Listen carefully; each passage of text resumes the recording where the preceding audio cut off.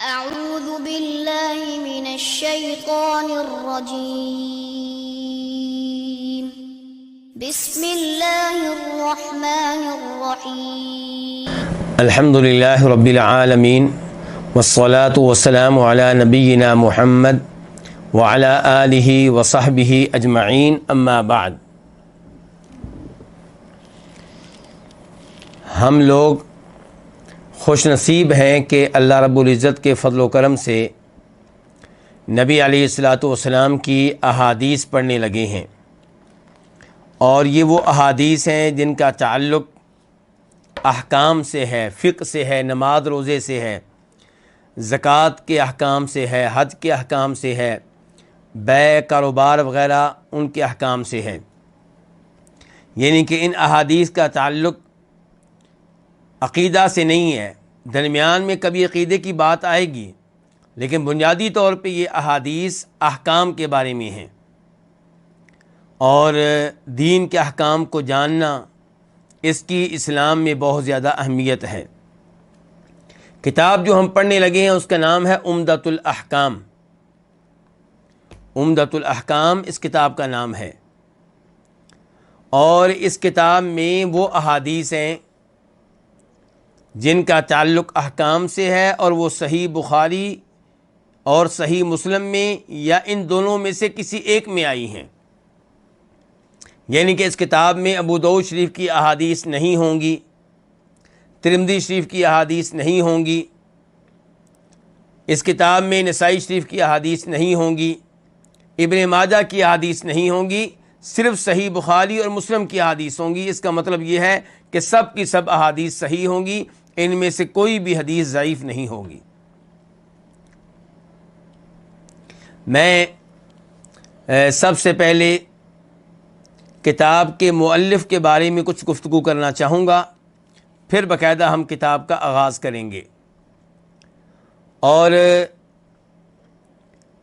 میری کوشش یہ ہوگی کہ آپ کے جو سوال ہیں وہ آخر میں آپ لکھ کر زہیب بھائی کو دے دیں، اور زہیب بھائی مجھے دے دیں، اور جب آئندہ درس ہوگا، آئندہ لیکچر ہوگا، تو اس میں ان سوالوں کا جواب دوں گا. اس کا فائدہ یہ ہوگا کہ سوال بھی میرے لیے واضح ہوں گے اور جواب بھی آپ کے لیے واضح ہوگا، اور اس کی ریکارڈنگ بھی ہو جائے گی، اور پھر وہ لوگوں کے لیے بھی عام کر دیے جائیں گے، نشر کر دیے جائیں گے.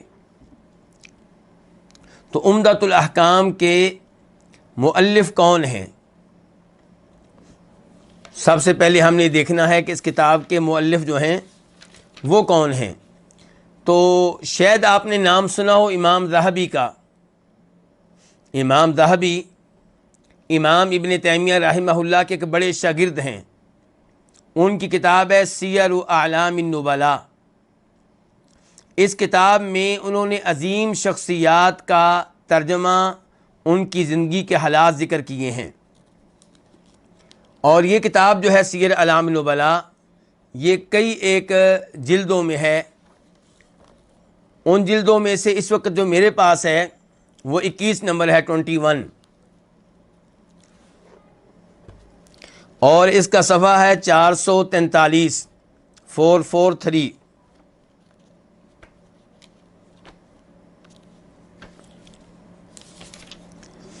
تو کتاب کے رائٹر کے بارے میں، مؤلف کے بارے میں کچھ آپ جان لیں تو پھر انشاءاللہ کتاب کے بارے میں جاننا بھی آسان ہو جائے گا. امام ذہبی ان کے بارے میں کہتے ہیں کہ ان کا نام ہے عبد الغنی. کتاب کے مؤلف کا، رائٹر کا نام ہے عبد الغنی. اور امام ذہبی ان کا تعارف کراتے ہیں الامام، العالم، الحافظ، الکبیر، الصادق، القدوہ، العابد، الاثری. یعنی کہ یہ علم میں اتنے بڑے ہیں کہ یہ امام ہیں، اور حافظ ہیں، یعنی کہ احادیث کے حافظ. اس زمانے میں قرآن کے حافظ کو حافظ نہیں کہتے تھے، جسے بہت زیادہ احادیث یاد ہوتی تھیں اسے کہتے تھے حافظ. اور العابد، یعنی کہ امام ذہبی کہتے ہیں کہ بہت زیادہ یہ اللہ کی عبادت کیا کرتے تھے. الاثری، جیسے ہم کہتے ہیں اپنے آپ کو اہل الحدیث، اس زمانے میں کیا کہا جاتا تھا؟ الاثری. یعنی کہ نبی علیہ الصلوۃ والسلام کی احادیث سے بڑی محبت کرتے تھے، آپ کی احادیث کا بہت اہتمام کرتے تھے۔ کنیت کیا ہے؟ ابو محمد، نام کیا ہے؟ عبد الغنی، ان کے والد کا نام کیا؟ عبد الواحد، اور المقدسی انہیں کہا جاتا ہے، یعنی کہ بیت المقدس فلسطین سے ان کا تعلق تھا، اور ان کو دمشقی بھی کہا جاتا ہے کیونکہ ان کی زندگی دمشق میں بھی گزری ہے، دمشق جو شام کا دارالحکومت ہے، اور ان کو الحنبلی بھی کہا جاتا ہے کیونکہ فقہ حنبلی سے ان کا بہت گہرا تعلق تھا۔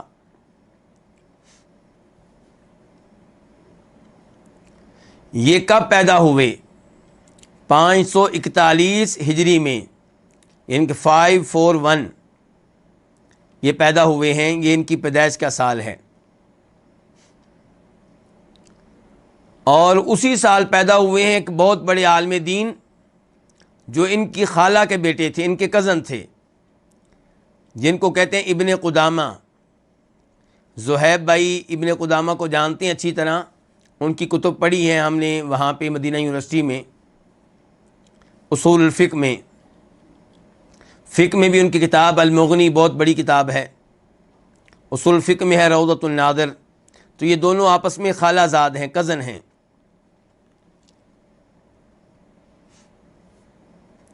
انہوں نے علم لینے کے لیے، احادیث لینے کے لیے بہت سفر کیا ہے، دمشق میں گئے ہیں، اسکندریہ میں گئے ہیں، مصر میں، بیت المقدس میں علم لیا ہے، بغداد میں گئے ہیں، حران میں گئے ہیں، موصل عراق میں ہے وہاں پہ گئے ہیں، اصبہان میں گئے ہیں، ہمدان میں گئے ہیں، اور ان کے جو ٹیچر ہیں، ان کے جو استاد ہیں، ان میں سے ایک بڑا نام ہے شیخ عبد القادر جیلانی، جن کے نام پہ پاکستان انڈیا کے بہت سے لوگ 11ویں دیتے ہیں۔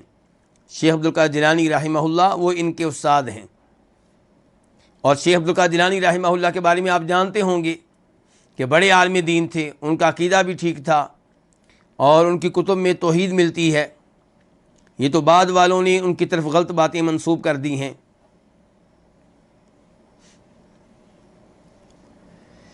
یہ اور ان کے کزن ابن قدامہ، یہ دونوں علم لینے کے لیے ایک ساتھ بغداد گئے۔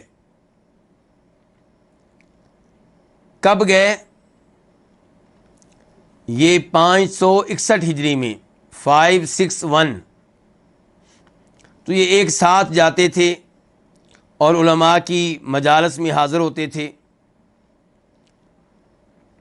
یہ جو ہمارے رائٹر ہیں عبد الغنی، یہ حدیث سے بہت محبت کرتے تھے، اور ان کے جو کزن تھے ابن قدامہ، وہ فقہ سے بہت محبت کرتے تھے۔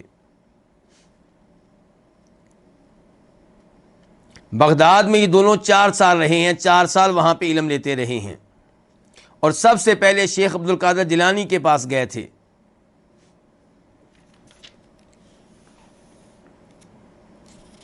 اور ان کے چہرے کے بارے میں علماء کرام نے لکھا ہے کہ ان کا رنگ بہت زیادہ سفید نہیں تھا، بلکہ ایسا سفید رنگ تھا جس میں گندمی رنگ کی بھی وہ بھی اس کا حصہ تھا۔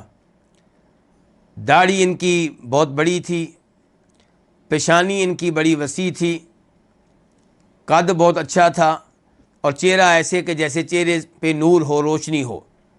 آخری عمر میں نگاہ کمزور ہو گئی تھی، کس لیے؟ بہت زیادہ رونے کی وجہ سے، اللہ کے ڈر سے روتے تھے، اور بہت زیادہ مطالعہ کرنے کی وجہ سے، اسٹڈی بہت زیادہ کرتے تھے۔ ان کی جو کتب ہیں جو انہوں نے لکھی ہیں، ان میں سے ایک ہے المصباح فی عیون الاحادیث الصحاح۔ اس میں انہوں نے بخاری مسلم کی احادیث لکھی ہیں، لیکن اپنی سند کے ساتھ۔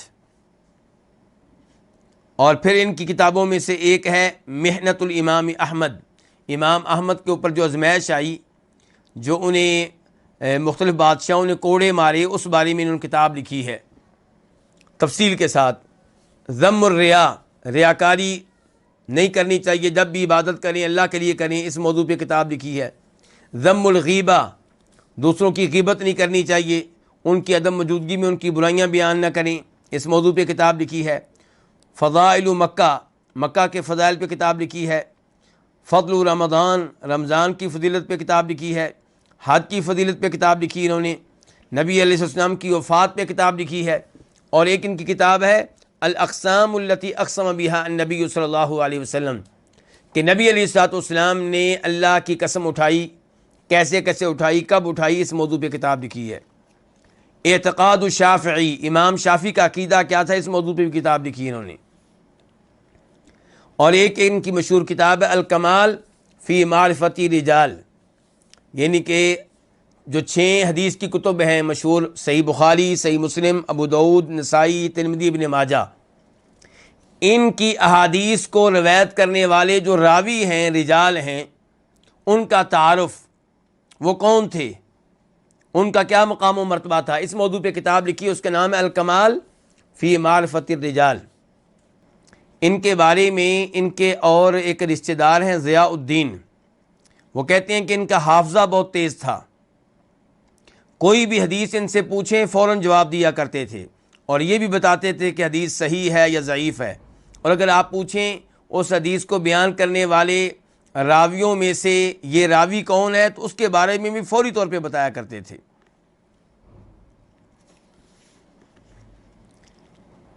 ایک آدمی نے ان سے کہا کہ ایک آدمی نے قسم اٹھائی ہے اس بارے میں کہ آپ جو ہیں، یعنی کہ عبد الغنی جو ہیں، آپ کو 1,00,000 حدیثیں یاد ہیں، تو کہنے لگے مجھے تو اس سے کہیں زیادہ یاد ہیں۔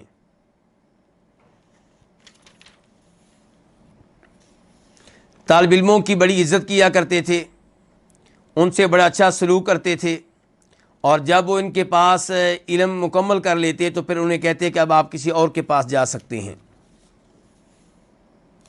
مسواک کثرت سے کرتے تھے، اپنے وقت کی بہت زیادہ حفاظت کرتے تھے، نفل نمازیں بہت زیادہ پڑھتے تھے، صبح بھی سورج نکلنے کے بعد سے لے کے ظہر سے پہلے تک پڑھتے رہتے، اور مغرب سے عشاء تک بھی نفل پڑھتے رہتے۔ تو یہ حافظ عبد الغنی ہے، یہ لوگوں کے پاس جب برائی دیکھتے تو خاموش نہیں رہتے تھے، اس کے اوپر بڑی سختی کرتے تھے اور انہیں منع کرتے تھے اس سے۔ اور ان کی شخصیت ایسی تھی کہ جتنے بھی صحیح عقیدے کے لوگ تھے ان سے محبت کیا کرتے تھے۔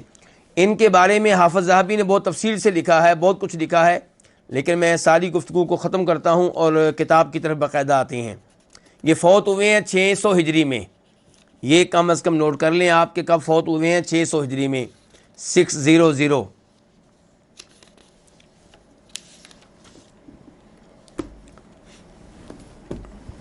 آپ باقاعدہ ان کی کتاب کی طرف آ جائیں، عمدۃ الاحکام، اس میں جو حدیثیں ہیں وہ 400 سے زیادہ ہیں، یعنی کہ 400 سے زیادہ حدیثیں ہیں عمدۃ الاحکام میں۔ بخاری مسلم کی کچھ حدیثیں ایسی ہیں جو بخاری مسلم دونوں میں ہیں، اور کچھ حدیثیں صرف بخاری میں ہیں، کچھ جو صرف مسلم میں ہیں۔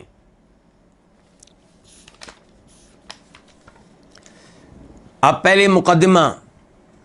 قال الشیخ الحافظ تقی الدین ابو محمد عبد الغنی ابن عبد الواحد ابن علی ابن سرور المقدسی رحمہ اللہ تعالی، کہ حافظ تقی الدین ابو محمد عبد الغنی بن عبد الواحد رحمہ اللہ فرماتے ہیں: الحمد للہ الملک الجبار الواحد القہار، واشہد ان لا الہ الا اللہ وحدہ لا شریک لہ، رب السماوات والارض وما بینہما العزیز الغفار۔ تمام تعریفیں اللہ تعالیٰ کے لیے، الملک جو بادشاہ ہے، الجبار جو ہر ایک کے اوپر حکومت کرتا ہے اور کوئی اس کے آگے انکار نہیں کر سکتا، الواحد جو تنہا ہے، القہار جس کا سب پہ غلبہ ہے، سب پہ وہ غالب ہے، واشہد ان لا الہ الا اللہ، میں شہادت دیتا ہوں، گواہی دیتا ہوں کہ اللہ کے علاوہ کوئی معبود برحق نہیں، وحدہ وہ تنہا ہے، لا شریک لہ اس کا کوئی شریک نہیں، کوئی پارٹنر نہیں، رب السماوات والارض وہ رب ہے آسمانوں کا بھی زمین کا بھی۔ رب کا معنی آپ جانتے ہیں بہت وسیع ہوتا ہے، رب خالق، مالک اور سب امور کی تدبیر کرنے والا، وما بینہما، آسمان و زمین کے مابین جو مخلوق ہے سب کا وہ رب ہے، العزیز، وہ سب پہ غالب ہے، الغفار، بہت بخشنے والا ہے ہمارے گناہوں کو، واشہد ان محمدًا عبدہ ورسولہ المصطفى المختار، میں شہادت دیتا ہوں کہ جناب محمد صلی اللہ علیہ وسلم عبدہ، اللہ کے بندے ہیں، ورسولہ، اللہ کے رسول ہیں، المصطفیٰ، جن کو اللہ نے چن لیا، المختار، جن کو اللہ نے سلیکٹ کیا، یعنی کہ بہت سے لوگوں سے ان کو پسند کیا، صلی اللہ علیہ وعلی آلہ وصحبہ الاطہار والاخیار، اللہ تعالیٰ آپ پہ صلاۃ بھیجے۔ صلاۃ کا معنی کیا ہوتا ہے؟ امام ابن القیم رحمہ اللہ فرماتے ہیں صلاۃ کا معنی یہ ہے کہ اللہ رب العزت آپ کا درجہ، آپ کا مقام بلند کرے اور آپ کا تذکرہ اپنے فرشتوں میں کرے، وعلی آلہ، اور یہ صلاۃ آپ کی آل پہ بھی ہو، آپ کی فیملی پہ، آل بیت پہ، وصحبہ، اور آپ کے صحابہ کرام پہ بھی، الاطہار، جو پاکیزہ تھے، گناہوں سے پاک تھے، والاخیار، اور جو بہت ہی عمدہ اور افضل لوگ تھے، اخیار خیر ان کی جمع ہے۔ اما بعد، حمد و صلاۃ کے بعد، یعنی کہ اللہ کی حمد بھی ہو گئی، تعریف، اور نبی علیہ الصلوۃ والسلام پہ درود بھی ہو گیا، اس کے بعد فإن بعض اخوانی سألنی، میرے کچھ بھائیوں نے مجھ سے مطالبہ کیا، مجھ سے درخواست کی، اختصار جملۃ فی احادیث الاحکام، کہ میں احکام کی احادیث پہ چند حدیثیں مختصر طور پہ لکھوں، مما اتفق علیہ الامامان، ان احادیث میں سے جن پہ اتفاق کیا ہے دو بڑے اماموں نے۔ کون سے امام؟ ابو عبداللہ محمد بن اسماعیل ابن ابراہیم البخاری، پہلے نمبر پہ امام محمد بن اسماعیل بن ابراہیم البخاری، اور دوسرے نمبر پہ مسلم ابن الحجاج ابن مسلم القشیری النیسابوری، کہ وہ احادیث میں جمع کر دوں جن پہ ان دونوں کا اتفاق ہے۔ فأجبتہ الی سوالہ، تو میں نے اس کی درخواست کو قبول کر لیا، رجاء المنفعۃ بہ، اس امید سے کہ اس سے فائدہ ہوگا، واسأل اللہ ان ینفعنا بہ، میں اللہ سے سوال کرتا ہوں، اللہ سے دعا کرتا ہوں کہ اللہ تعالی ہمیں فائدہ دے اس عمل کے ذریعے، ان احادیث کے ذریعے۔ ومن کتبہ، اللہ تعالیٰ اس کو بھی فائدہ دے جس نے یہ احادیث لکھی ہیں، او سمعہ، اس کو بھی اللہ فائدہ دے جو ان احادیث کو سنے، او قرأہ، اس کو بھی فائدہ دے جو ان احادیث کو پڑھے، او حفظہ، اس کو بھی اللہ فائدہ دے جو ان احادیث کو زبانی یاد کرے، او نظر فیہ، اللہ اس کو بھی فائدہ دے جو ان احادیث پہ غور و فکر کرے، وَأَن يَجْعَلَهُ خَالِصًا لِوَجْهِ الْكَرِيمِ، اور یہ کہ اللہ تعالیٰ اس عمل کو خالص اپنے چہرے کے لیے کر دے، اللہ کا چہرہ بڑا شاندار چہرہ ہے، اس کے لیے اللہ تعالیٰ اس کو خالص کر دے، موجباً للفوز لدیہ فی جنات النعیم، اللہ تعالیٰ اس عمل کو سبب بنا دے کامیابی کا۔ کامیابی کہاں؟ اللہ تعالیٰ کے ہاں۔ کس میں؟ جنت میں۔ فَإِنَّهُ حَسْبُنَا، وہ اللہ ہمارے لیے کافی ہے، وَنِعْمَ الْوَکِیل، اور کتنا اچھا وہ کارساز ہے۔ اس کے بعد کتاب کے مؤلف کہتے ہیں کتاب الطہارہ، عمدۃ الاحکام کو کتاب کے مؤلف نے کئی بکس میں تقسیم کیا ہے، کتاب الطہارہ، کتاب الصلاۃ وغیرہ۔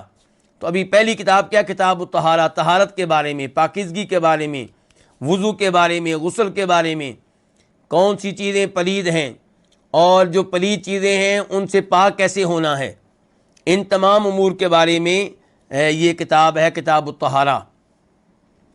پہلی حدیث، عن امیر المؤمنین ابی حفص عمر بن الخطاب رضی اللہ عنہ قال سمعت رسول اللہ صلی اللہ علیہ وسلم یقول انما الاعمال بالنیات وانما لكل امرئ ما نوى فمن كانت هجرته الى الله ورسوله فهجرته الى الله ورسوله ومن كانت هجرته لدنيا يصيبها أو امرأة ينكحها فهجرته إلى ما هاجر إليه.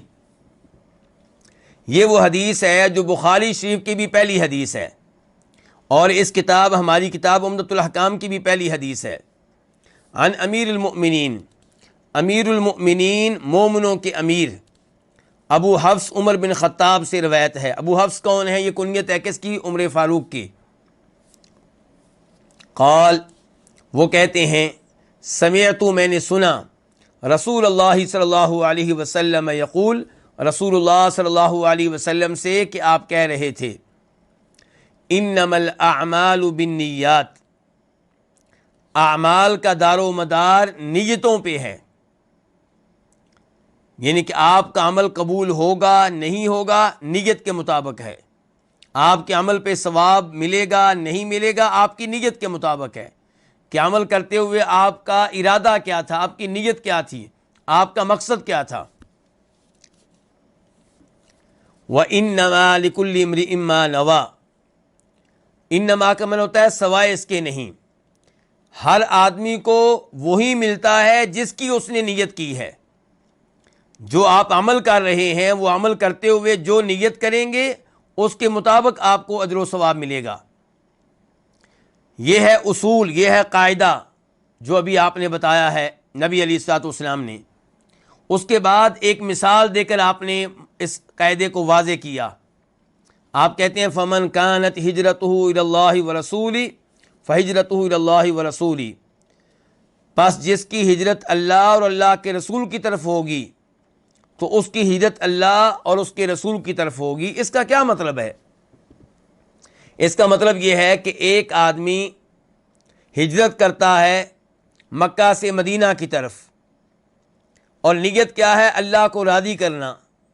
نیت کیا ہے؟ نبی علیہ الصلوۃ والسلام کی حدیث پہ عمل کرنا. تو فہجرۃ الی اللہ ورسولہ، تو اجر و ثواب میں کیا لکھا جائے گا کہ اس نے اللہ کے رسول کے لیے ہجرت کی تھی. جو پہلے الفاظ ہیں فمن کانت ہجرت الی اللہ ورسولہ، اس سے مراد ہے نیت اور ارادہ.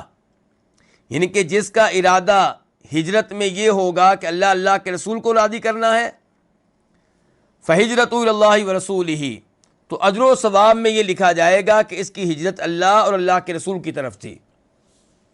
ومن کانت ہجرتہ لدنیا یصیبها، اور جس کی ہجرت ہوگی دنیا کے لیے، یصیبها کہ دنیا کو وہ حاصل کر لے، او امرأہ یا کسی عورت کے لیے، لڑکی کے لیے، ینکحها کہ اس سے نکاح کر لے، فہجرتہ الی ما ہاجر الیہ، تو اس کی ہجرت اسی کام کے لیے ہوگی جس کام کے لیے اس نے ہجرت کی ہے.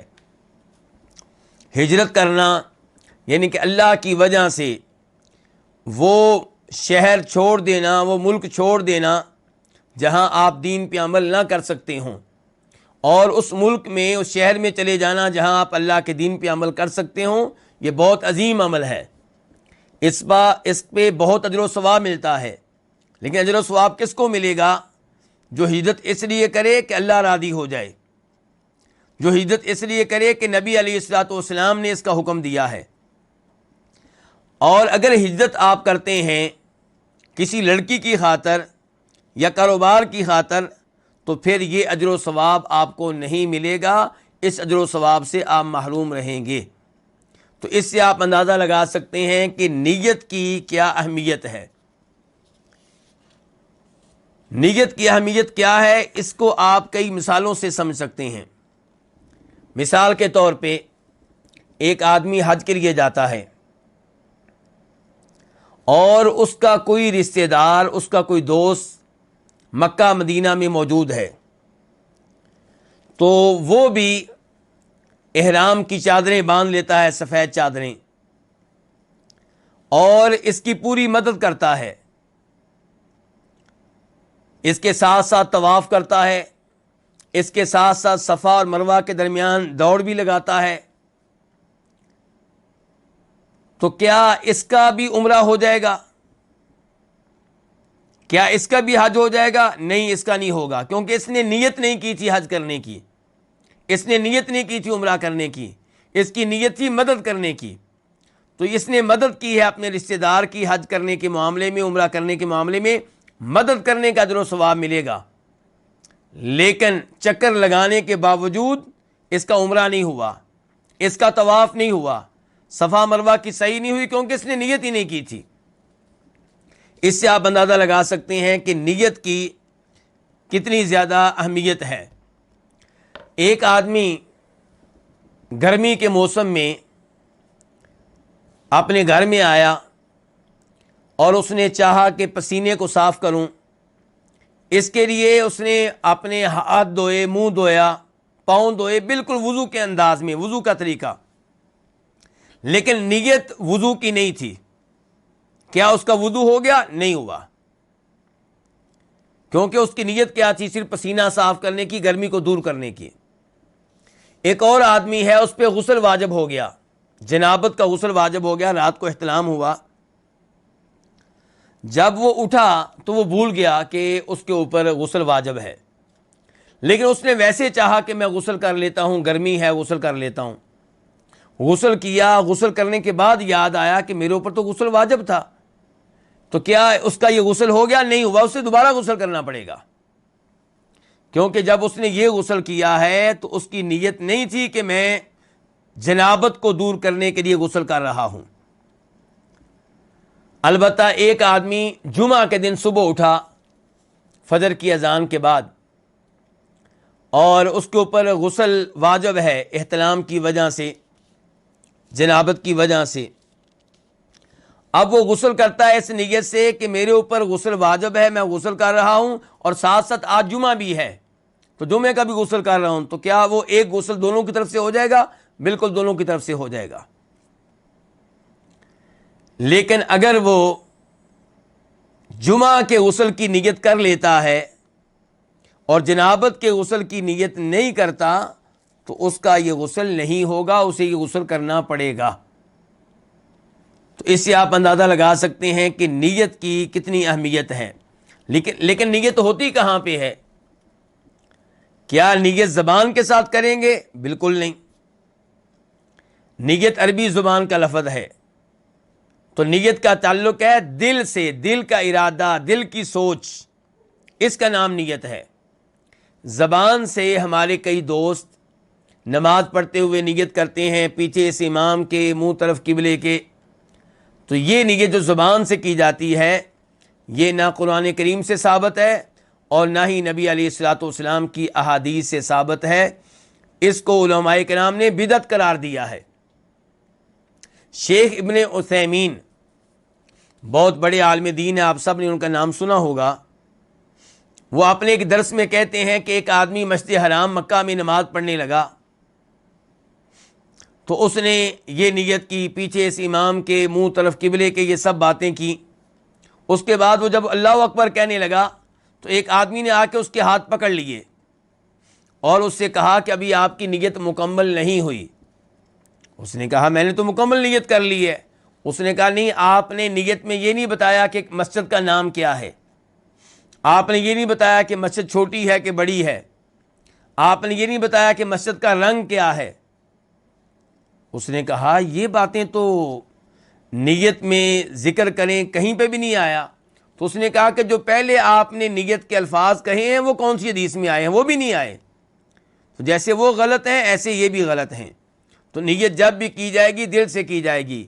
روزہ رکھنے کے لیے جو نیت کرتے ہیں وَبِصَوْمِ غَدٍ نَوَيْتُ مِنْ شَهْرِ رمضان، یہ الفاظ نہ قرآن سے ثابت ہیں نہ نبی علیہ الصلوۃ والسلام کی احادیث سے ثابت ہیں، یہ لوگوں نے اپنی طرف سے بنا لیے ہیں اور یہ الفاظ بدعت ہیں۔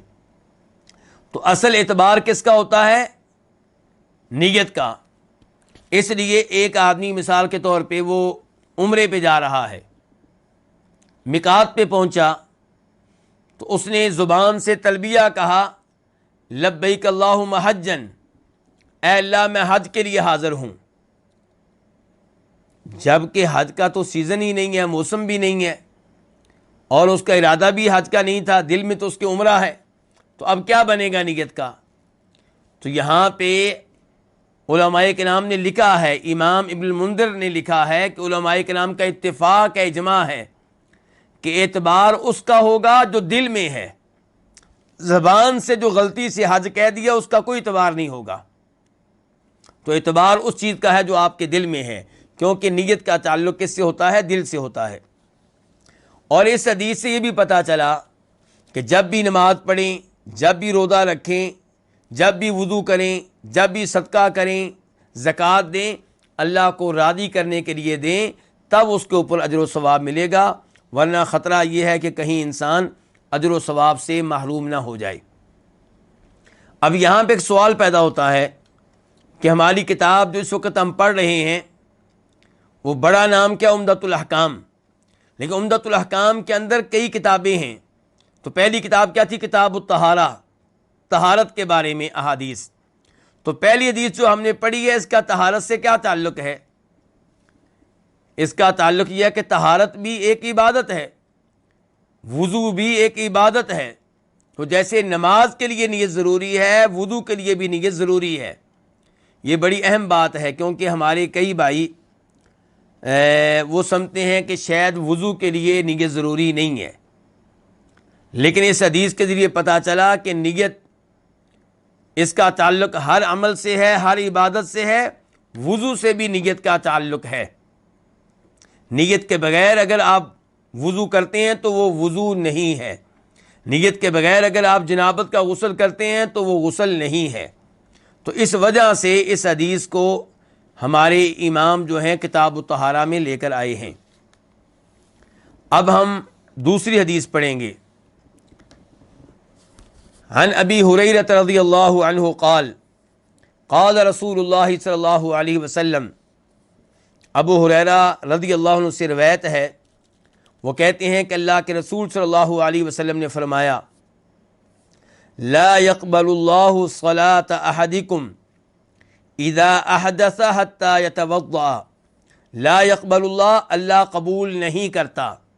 لا نہیں، یقبل قبول کرتا، اللہ تعالیٰ قبول نہیں کرتا. صلاۃ نماز، احدکم تم میں سے کسی ایک کی، اذا جب، احدثا جب وہ بے وضو ہو جائے، حتی یتوضا یہاں تک کہ وہ وضو کر لے.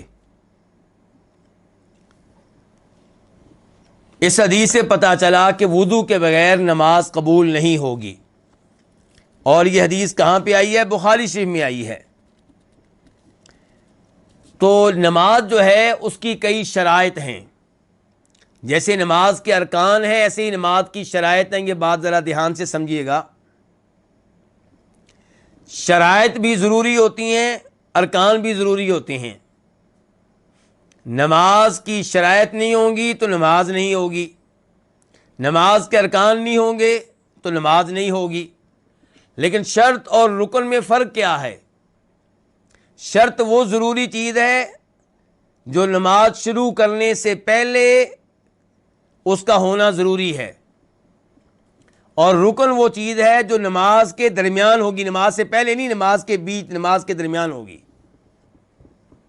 دیکھیں سجدہ جو ہے یہ نماز کا رکن ہے، تو سجدہ نماز سے پہلے ہے کہ نماز میں ہے؟ یہ نماز میں ہے. رکوع جو ہے یہ نماز کا رکن ہے، لیکن رکوع نماز سے پہلے ہے کہ نماز میں ہے؟ یہ نماز کے دوران ہے. اور وضو کیا یہ نماز میں ہے یا نماز سے پہلے؟ یہ نماز سے پہلے، اس لیے اس کو رکن نہیں کہیں گے، اس کو شرط کہیں گے. تو نماز کی شرائط کا نماز سے پہلے ہونا ضروری ہے. وہ شرائط کیا ہیں؟ نمبر 1، نماز کا وقت جو ہے وہ داخل ہو چکا ہو. اگر ایک آدمی ظہر کی نماز پڑھتا ہے نماز فجر کے 1 گھنٹہ بعد، 2 گھنٹہ کے بعد، تو ظاہر ہے کہ اس کی نماز نہیں ہوگی، کیونکہ ظہر کی نماز کا وقت نہیں ہوا. تو ظہر کی نماز پڑھنے کے لیے ظہر کی نماز کا وقت جو ہے اس کا شروع ہو جانا یہ ضروری ہے. تو پہلی شرط کیا ہے کہ وقت کا داخل ہونا. دوسری شرط کیا ہے؟ طہارت کا ہونا. یہ وہ شرط ہے جو ابھی ہم پڑھ رہے ہیں. نمبر 2 جو شرط ہے وہ کیا ہے؟ طہارت. نمبر 3، اپنے سطر کو ڈھانکنا. جسم کا ایک حصہ ڈھانکیں گے. مثال کے طور پہ مرد جو ہیں وہ ناف سے لے کے گھٹنے تک کو ڈھانکیں گے. اگر یہ حصہ ننگا ہوگا تو نماز نہیں ہوگی. شرمگاہ جو ہے وہ ننگی ہوگی تو نماز نہیں ہوگی. تو یہ 3 شرطیں ہو گئیں. سطر کو ڈھانکنا یہ تیسری شرط تھی. چوتھی کیا ہے؟ قبلے کی طرف منہ کرنا, مکہ کی طرف منہ کرنا, کعبہ کی طرف منہ کرنا. یہ چوتھی شرط ہے. اور 5ویں شرط کیا ہے؟ نیت. نیت کے بغیر نماز پڑھیں گے تو نماز نہیں ہوگی. مثال کے طور پہ قاری صاحب ایک بچے کی ڈیوٹی لگاتے ہیں کہ آپ آگے کھڑے ہوں اور باقی بچے پیچھے کھڑے ہوں, آپ ان کو نماز کا طریقہ سکھائیں, 2 رکعتیں پڑھ کر سکھائیں. اب اس بچے نے 2 رکعتیں پڑھی ہیں لیکن نماز پڑھنے کی نیت نہیں ہے, نماز سکھانے کی نیت ہے. تو کیا اس کی نماز ہو جائے گی؟ نہیں, نماز نہیں ہوگی. البتہ جو نماز کا طریقہ سکھایا ہے سکھانے پہ اجر و ثواب ملے گا لیکن نماز نہیں ہوگی. اگر یہی بچہ نیت کر لے کہ میں نماز کا طریقہ بھی سکھا رہا ہوں اور نماز بھی پڑھ رہا ہوں تو پھر دونوں کام ہو جائیں گے. تو اب یہ نماز کی شرائط ہو گئیں. نمبر 1 کیا شرط بتائی تھی میں نے؟ وقت کا داخل ہونا. نمبر 2 طہارت. نمبر 3 سطر کو ڈھانکنا. نمبر 4 قبلے کی طرف منہ کرنا. نمبر 5 نیت کا ہونا. تو ان شرائط میں سے پہلی شرط نیت جو ہے اس کی حدیث ہم نے پڑھ لی تھی. اب دوسری شرط یہ تھی کہ وضو کا ہونا, وہ حدیث ابھی ہم نے پڑھی ہے کہ اللہ تعالیٰ اس آدمی کی نماز کو قبول نہیں کرتے جس کا وضو ٹوٹ جائے جب تک کہ وہ وضو کر نہیں لیتا. اور یہ جو کہا گیا ہے کہ اس کی نماز نہیں ہوگی, اس کا کیا مطلب ہے؟ اس کا مطلب یہ ہے کہ وہ نماز پڑھ بھی لے تو ایسی نماز کو شریعت نہیں مانتی. تو یہ بہت اہم شرط ہے. اگر کوئی وضو کرنے کی طاقت نہیں رکھتا اس لیے کہ وہ بیمار ہے, وضو کرے گا تو اس کے جسم کو نقصان پہنچے گا, اس کی بیماری میں اضافہ ہوگا, یا وضو کا پانی موجود نہیں ہے, یا پانی اتنا ٹھنڈا ہے کہ اگر وہ وضو کرے گا تو اس کو خطرہ ہے کہ میں بیمار ہو جاؤں گا, تو ان حالات میں تیمم کرنے کی اجازت ہے. لیکن آپ وضو بھی نہ کریں اور تیمم بھی نہ کریں پھر بھی نماز پڑھیں تو ایسی نماز نہیں ہوتی. لیکن یہاں پہ میں آخر میں یہ بتا دوں کہ نارمل حالات میں ایسے ہی ہے, وضو کے بغیر نماز نہیں ہوگی. وضو نہیں کر سکتے تیمم کر لیں, اور وضو تیمم دونوں نہ کریں تو نماز پڑھیں تو نماز نہیں ہوگی. لیکن اگر کوئی ایسا انسان ہے جو وضو کرنے کی بھی طاقت نہیں رکھتا, تیمم بھی نہیں کر سکتا, کیا اس کو نماز معاف ہو جائے گی؟ نہیں, نماز بالکل معاف نہیں ہے. پھر وہ کیا کرے؟ جو وضو کی بھی طاقت نہیں رکھتا, تیمم کی بھی طاقت نہیں رکھتا, صحیح بات یہ ہے کہ وہ دونوں کے بغیر نماز پڑھے گا, نماز چھوڑنے کی اجازت نہیں ہے. اس کی مثال کیا ہے؟ مثال کے طور پہ ایک آدمی کو جیل میں ڈال دیا گیا, وہ جیل میں ہے, اس کو پانی نہیں دیتے وضو کرنے کے لیے, اور مٹی بھی نہیں میسر. وہ جس کمرے میں اس کو رکھا گیا ہے وہاں پہ مٹی بالکل نہیں ہے, ذرا بھی نہیں ہے, دیوار پہ بھی نہیں ہے, زمین پہ بھی نہیں ہے, تیمم بھی نہیں کر سکتا. نماز کا وقت ہو گیا تو کیا کرے وہ اب؟ تو وہ اب وضو اور تیمم کے بغیر نماز پڑھے گا. نماز چھوڑنے کی اجازت نہیں ہے, نماز کو قضا کرنے کی اجازت نہیں ہے. مثال کے طور پہ عصر کی نماز پڑھنی ہے اور سورج غروب ہونے والا ہے, سورج غروب ہونے والا ہے, پانی بھی نہیں مل رہا, مٹی بھی نہیں ہے, یا وہ مریض ہے مثال کے طور پہ ہاسپٹل میں ہے, اس کے پاس طاقت نہیں ہے کہ نیچے اترے, بیڈ سے نیچے اترے اور تیمم کرے, تو اب سورج غروب ہونے سے پہلے پہلے اس پہ واجب ہے کہ عصر کی نماز پڑھے, چاہے وضو کے بغیر پڑھے, تیمم کے بغیر پڑھے. اور اس کی دلیل وہ حدیث بھی ہے جس میں سیدہ عائشہ رضی اللہ عنہا فرماتی ہیں کہ وہ نبی علیہ الصلوۃ والسلام کے ساتھ ایک سفر میں تھیں، ان کا ہار گم ہو گیا جو انہوں نے اپنی گردن میں پہن رکھا تھا، تو لوگ اس کو تلاش کرتے رہے، لیٹ ہو گئے، نماز کا وقت ہو گیا، وضو کے لیے پانی نہیں ہے، اور تیمم کا حکم اس وقت تک نازل نہیں ہوا تھا، تیمم اس وقت تک شریعت کا حصہ نہیں تھا۔ اب کئی صحابہ کرام نے جن کو اللہ کے نبی علیہ السلام نے ہار تلاش کرنے کے لیے بھیجا تھا، انہوں نے اسی جگہ پہ جہاں وہ تلاش کرنے کے لیے گئے تھے نماز پڑھ لی اور وضو نہیں کیا تھا، اور تیمم کا تو ابھی حکم ہی نہیں تھا۔ تو نبی علیہ الصلوۃ والسلام نے ان سے یہ نہیں کہا کہ تم دوبارہ نماز پڑھو، پانی ملنے کے بعد دوبارہ نماز پڑھو، نہیں، آپ کو جب پتا چلا کہ انہوں نے وضو کے بغیر نماز پڑھی ہے، آپ خاموش رہے۔ تو اس سے پتا چلا کہ نماز کو چھوڑنے کی اجازت کسی شکل میں بھی نہیں ہے، نماز کو قضا کرنے کی اجازت کسی شکل میں نہیں ہے۔ شریعت چاہتی ہے کہ نماز کو اس کے وقت پہ پڑھا جائے، اسی لیے شریعت نے بہت سی سہولتیں دے دی ہمیں۔ آپ وضو نہیں کر سکتے، تیمم کر لیں لیکن نماز ٹائم پہ پڑھیں، آپ کھڑے ہو کر نہیں پڑھ سکتے، بیٹھ کر پڑھیں لیکن نماز وقت پہ پڑھیں، آپ سفر میں ہیں، پریشان ہیں، آپ 4 کی بجائے 2 پڑھ لیں لیکن وقت پہ پڑھیں، قضا کرنے کی اجازت نہیں ہے۔ اس سے آپ اندازہ لگا سکتے ہیں کہ دین اسلام میں اس معاملے میں کتنی سختی ہے۔